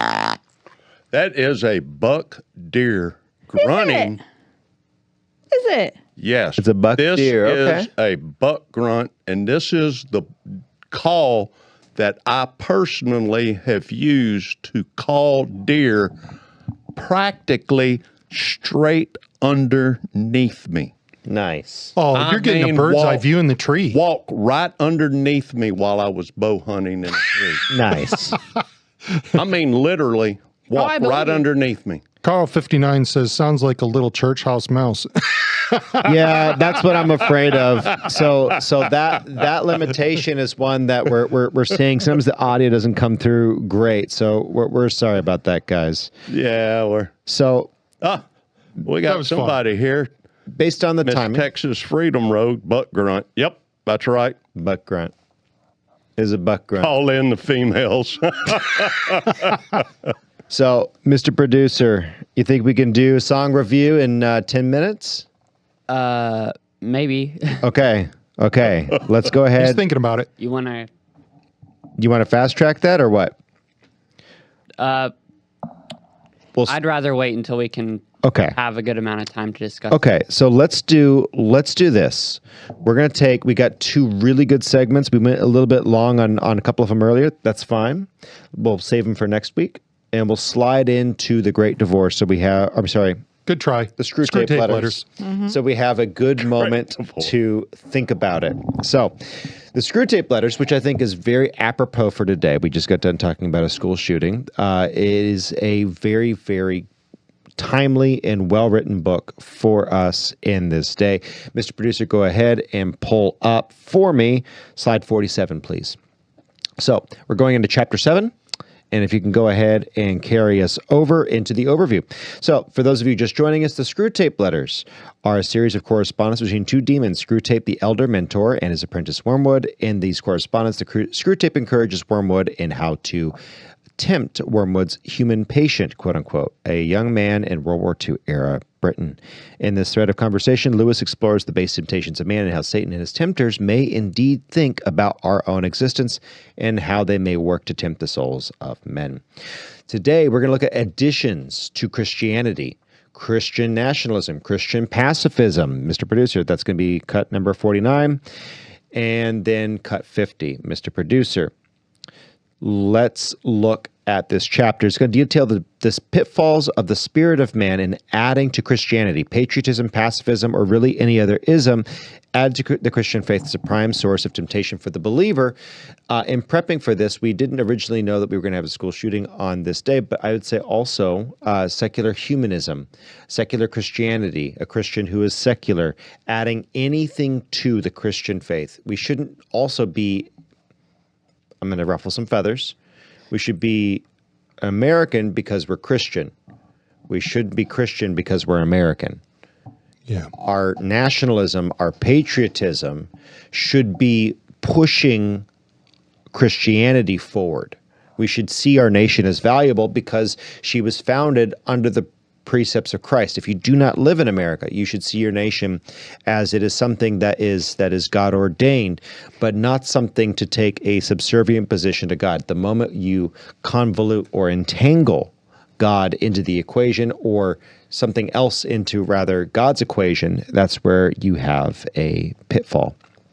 So let's go ahead and begin. Chapter 7, beginning on cut 51, Mr. Producer. My dear Wormwood, I wonder you should ask me whether it is essential to keep the patient in ignorance of your own existence. That question, at least for the present phase of the struggle, has been answered for us by the High Command. Our policy for the moment is to conceal ourselves. Of course, this has not always been so. We are really faced with a cruel dilemma. When the humans disbelieve in our existence, we lose all the pleasing results of direct terrorism, and we make no magicians. Let's pause here for a second. When we do not believe in demons, when our culture has given up on the spiritual, when the culture is materialistic monism, okay, when we are focused on just the substance inside the box of the universe. The idea of terrifying astrologers or magicians on the likes of the folks that Moses encountered, right, in Egypt when walking into Pharaoh's courts. These terrific pawns in the camp of Satan cannot be easily used. So there's a benefit, right? We don't have that demonic power swirling about. But let's go and see what Screwtape does say can be done in an agnostic society.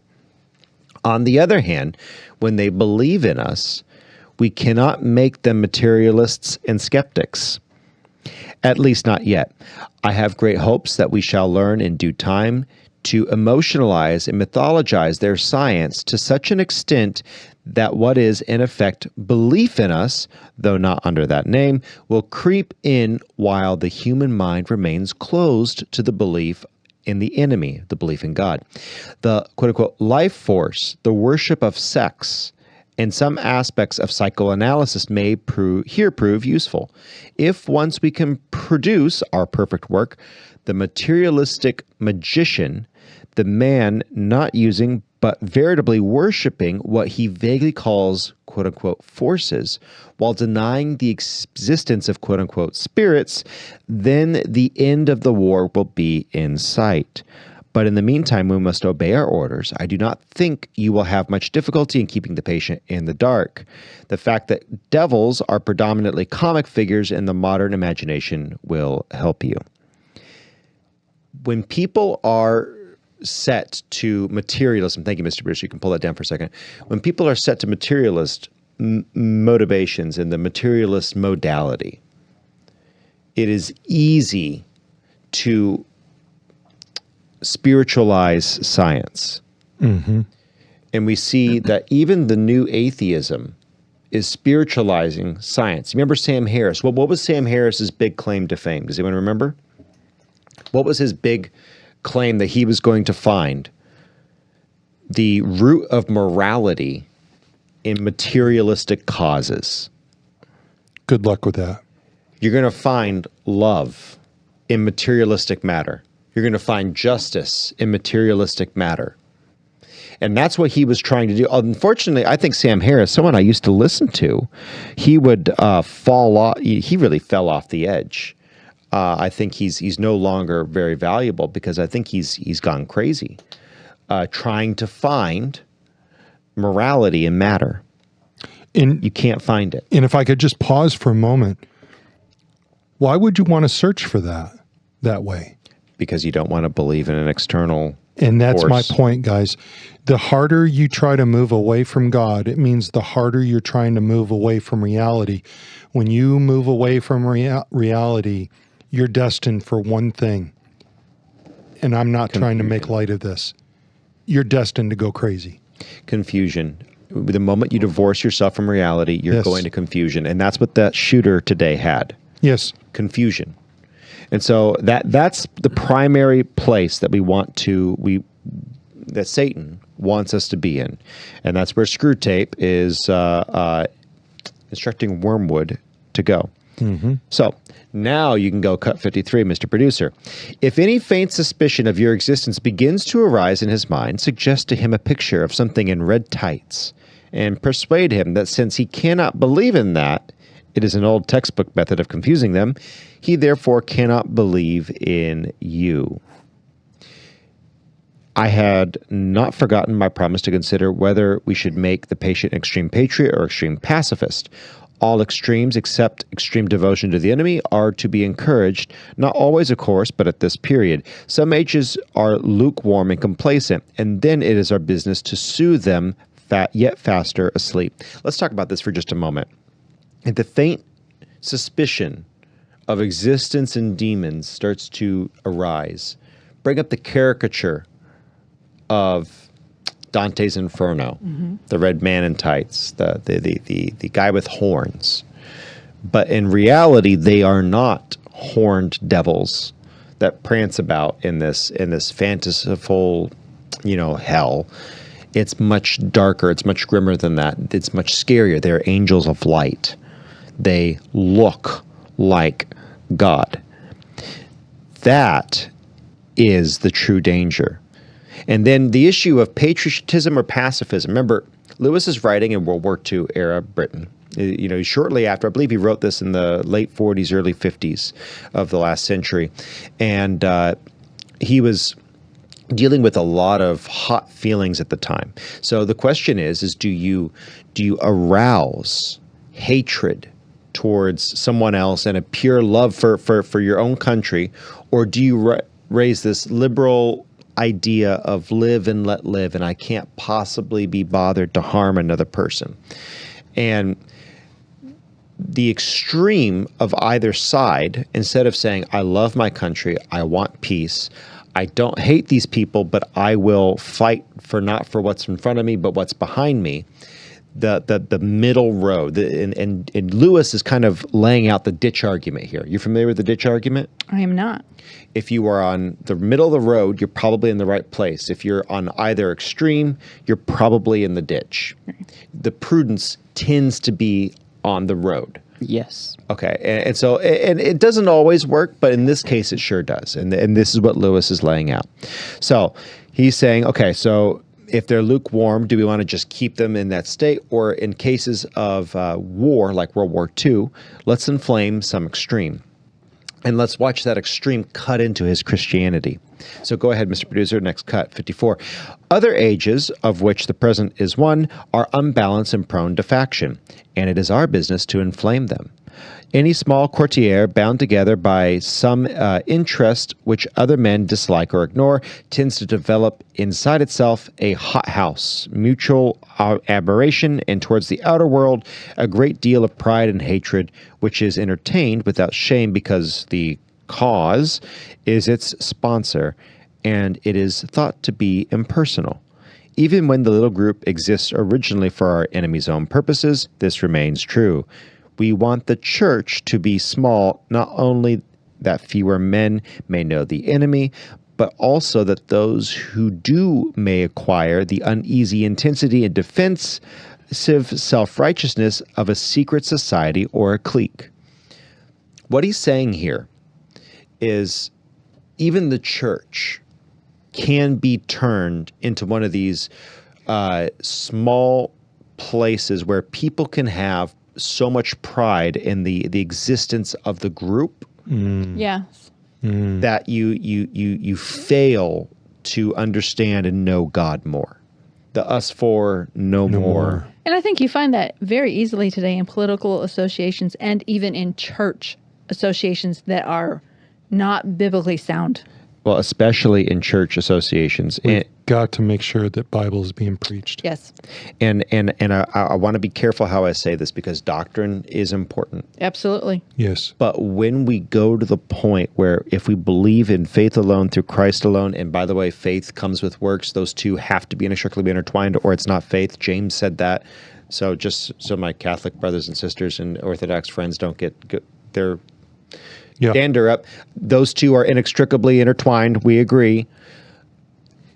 If we cut fellowship over the doctrinal differences and we start to cut each other off, instead of trying to understand what God wants for us, not each other. I don't really care what you think. I really don't care what I think. I really care what God thinks.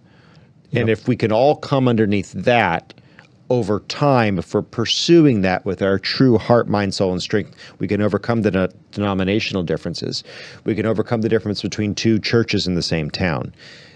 Otherwise, it becomes a pacifist or patriotist issue. You're either it's an issue of extreme patriotism to your one church or extreme pacifism for license. It's either legalism or license. And that's really what Lewis is getting at here. And I think, John Arthur, one of the examples I would use for that is the abortion issue when people feel they have the right to kill an abortion doctor, bomb an abortion clinic. You've crossed the line. Especially because at the moment there is no current death occurring. If you want to have the question of if you see an abortionist acting right in front of you, we could deal with that. But did you go with murderous intent to go? So it's a whole kind of a rabbit hole. Spiritual rigmarole. So we could deal with that some other time. But you're correct. So we need to make sure that we're dealing between legalism and license. And I'm not necessarily reclassifying what Lewis is saying here, but rather adding an addendum to it. Absolutely. So to continue, the church herself is, of course, heavily defended, and we have never yet quite succeeded in giving her all the characteristics of a faction. But subordinate factions within her have often produced admirable results, from the parties of Paul and Apollos at Corinth down to high and low parties of the Church of England. If your patient can be induced to become a conscientious objector, he will automatically find himself in one of a small, vocal, organized, unpopular society. And the effects of this on one so new to Christianity will almost certainly be good. But only almost certainly has he had serious doubts about the lawfulness of serving in a just full war before this present war of serving began. So here's where Lewis is kind of starting to bifurcate. He says, are we dealing with factions within the church? Are we dealing with factions with teaching under a certain pastor, a certain head, under one church? Okay, we need to be looking, are we focused on what God wants, or are we so busy thinking about what man, including yourself, thinks and believes, that we have now factionalized the body of God, the body of Christ, rather. And that's where we need to be taking note. If your patient can become a conscientious objector, man, it is nice to be part of the underdog, isn't it? It is nice to be a member of the underdog society. You don't believe me? Fox News, many times, there are execs at Fox News who have been quoted as being said, it's better when we're the underdog. We like it when we're the underdog. because we sell more ratings. You get more, and there is a credibility cachet that comes to you when you are part of a persecuted minority. This is the heart of the liberal movement right now. So be careful what causes you align yourself with. Are you aligned with the cause of Christ? Are you coming in as a pacifist, or are you coming in as a Christian? Are you coming in as a patriot, or are you coming in as a Christian? You should be coming in as a Christian. Are you coming in as a Republican? Are you coming in as a Democrat? Or are you coming in as a Christian? And we need to stop thinking about the materialistic stuff, the materialistic world, from the framework of the materialistic world. We must think of the materialistic world. I'm not saying that we should be so heavenly minded that we're no earthly good, but rather you should start thinking about the materialistic world from the supernatural perspective. You are in a spiritual war, and there are suicide bombers who are being trained to come in and blow themselves up. Mass shooter this week. People who were being trained from youth to be no different than some 6-year-old in Gaza who's been told all of his life, hate the Jews. No different than a Jew who grows up hating the Gazans, goes over, good war, bad war, whatever, commits an act of war crimes. No different. Okay? Are we remembering that there's more than just the materialistic, that there's a spiritual warfare? Do we have that in our minds? Something that we should be attuned to. Continuing on. Is he a man of great physical courage? So great that he will have no half-conscious misgivings about the real motives of his pacifism. Can he, when nearest to honesty, no human is ever very near, feel fully convinced that he actuated wholly by the desire to obey the enemy? If he is that sort of man, his pacifism will probably not do as much good, and the enemy will probably protect him from the usual consequences belonging to a sect. Your best plan in that case would be to attempt a sudden, confused emotional crisis from which he might emerge as an uneasy convert to patriotism. Such things can often be managed, but if he is the man I take him to be, try pacifism. Whichever he adopts, your main task will be the same. Let him begin by treating the patriotism or pacifism as a part of his religion. Then let him, under the influence of the partisan spirit, come to regard it as the most important part. Then quietly and gradually nurse him on to the stage at which the religion becomes merely a part of the cause, in which Christianity is valued chiefly because of the excellent arguments it can produce in favor of the British war effort or of pacifism. The attitude which you want to guard against is that in which the temporal affairs are treated primarily as material for obedience. Once you have made the world an end and faith a means, you have almost won your man, and it makes very little difference what kind of worldly end he is pursuing, provided that the meetings, pamphlets, policies, movements, causes, and crusades matter more to him than the prayers and sacraments and charity. He is ours. And the more religious, on those terms, the more securely ours. I could show you a pretty cageful down here. Your affectionate uncle, Screwtape. Do we treat God as the core center belief of our life? That word faith, we've talked about it many times on the show. Pistis, it's a core creed. It is something that you do. It is something that you are. It is, hey, by creed, I'm an American. All right, I have faith in the American experiment. You know why I can say that and be a Christian? Because I believe the American experiment accurately is attempting to roll out godly principles. But if I believe that faith is a thing that I need, faith in God is something that I need to apply because I'm an American, that's a problem. Any gradation in between is a place for sin. Mm-hmm. Nikki. Well, I'm always taken back when it says your affectionate uncle Screwtape, because affection how? But I think it's really interesting that C.S. Lewis had an understanding. And when was this written? What year? 1942. And we definitely have more of a fixation on the flesh today than we did back in 1942. Oh, yeah. So his understanding is really interesting, that he had and how it doesn't change.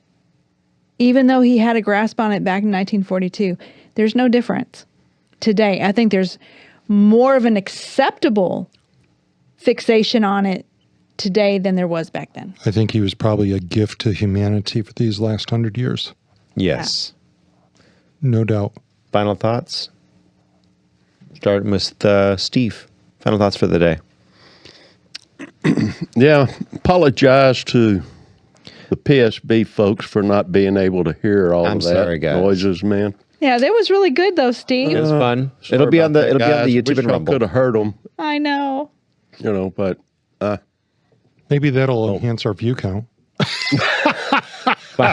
Final thoughts, Ms. Nikki. I know you laid some out there. I will say this. I really did not, for the school shooter, I didn't really read anything of it. My heart as a mother, it was painful. Mm-hmm. But I don't disagree for the families that lost children and the families that have injured children or even adults. I'm not even sure all that. My heart goes out for the young man who was lost and did not find the help that he really needed. And it's a he, it's not a she. I don't care. It is sad. True. I'm very fixated on the two kids. One of those kids threw himself on another one. Oh, so sad. To me, you and I were talking about this a little bit earlier today. Democrats are not going to find any wins in their future, be it for the Congress, be it for Senate, be it for the White House, until they get to a place where they understand what good policy is. Good policy, what drives that? What is right and wrong? That's one of the 4 key questions that we ask in life. How do I reconcile good and evil or right and wrong? It's a key question. And when we go back to the beginning of this nation, it was founded on godly principles. You can't argue that. Focus on the Family generated a book, and I'm not kidding, folks. The book was thick. And all it was, every quote in it, all it was were quotes from godly people with godly statements. You can't say America was not founded on godly principles. It was. And I think my heart aches that until our politicians, and I don't care if they're Democrat or Republican, I picked out Democrats to begin with, but any politician, any family, any parent, if you do not lead your family with godly principles, you are going to end up with the Robert Westmans. None of us need that. None of us want that. And God certainly doesn't. Please dig for the answers. I still want to know where the guy got all this money to buy all this. Well, I did. He was 23. He was 23, so he probably had a job, and he probably you can take the testosterone. How much ammo he had? Guns and ammo and everything. Man, that stuff's not cheap, man. It's incredible. I would just say this because we have to go, but our sons had guns. Yep. We have guns, but nobody had laid their guns out the guns were put away. And there was house rules. You could tell that this one. Well, so he was living on his own. Had been living with a partner. Yep. Okay. Had been living with a partner. I didn't know that. So, and I believe there was a recent breakup. I don't quote me on that. I've got to go back and look that up. I didn't spend a lot of time looking at this, but I spent a few good hours trying to just because there was too much stuff coming in through the mail. It's hard to find the right information. Yeah. So, with that said, just wrapping up. Closing for the day. Watch your information on that note. Yes. I saw so many graphs being shared on X that were not correct. And I had to go chase them down, and I found that there was nothing correct about the graphs when I was looking for some mass shooting data. That's why I went to the crimepreventionresearch.org, institute.org site. And by the way, that's going to be in our description on YouTube and Rumble and anywhere you can find the podcast. So you guys can go look that stuff up from John Lott. Really good resource there. Be careful that you're sharing truth. 1. 2, be careful. Be always aware and make sure that you are sharing truth proactively. That does not mean walking up to someone who is trans and being ugly, but that does mean be a part of their life in the sense of a positive part, in the sense of God loves you. You're still a man, and I hope you find your peace. And until you make peace with who you are, you will never be at peace. The culture should have said that a long time ago. They didn't. And now we're left with 2 dead, over a dozen in critical care. Sad day. Be praying for America. Be praying for revival in your own heart and in the hearts of men and women around you. And with that, we have nothing else for you. Hope you have a wonderful week.